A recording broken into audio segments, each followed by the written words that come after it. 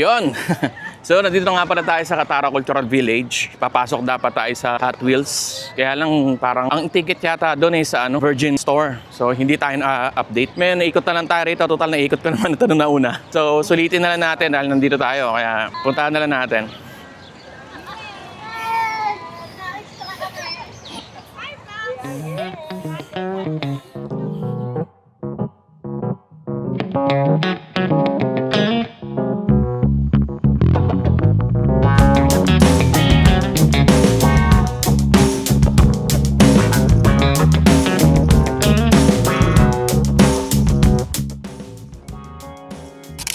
So, nandito tayo sa sa Chapati Karak ba to?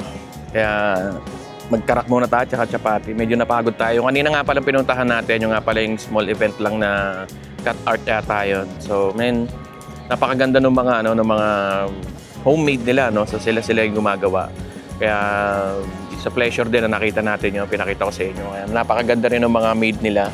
Lalong-lalo na yung crochet tsaka yung paper art na mga hayop.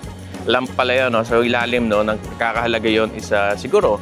Nagkakahalaga siya ng worth 100 real. So ano mo siya sa Pinas, mga nasa 1,500, 1,600.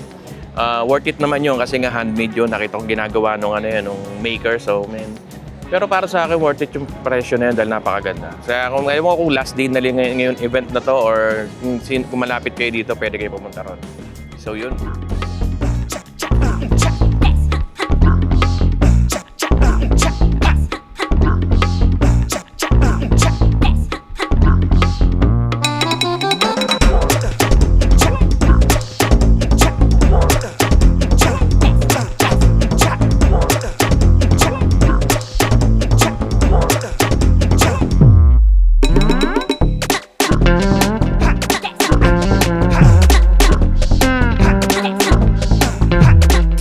Yan ang ating trip dito sa second time rounding natin sa Katara. Kasi dapat doon talaga tayo sa Hot Wheels.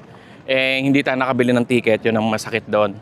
Dahil hindi nga natin alam kung saan bibili ng ticket. Pero may nakapagsabi sa akin nga yung ticket na yun sa Virgin Store daw na bibili. Pero sana, itatry pa rin natin bago tayo sumakay ng metro.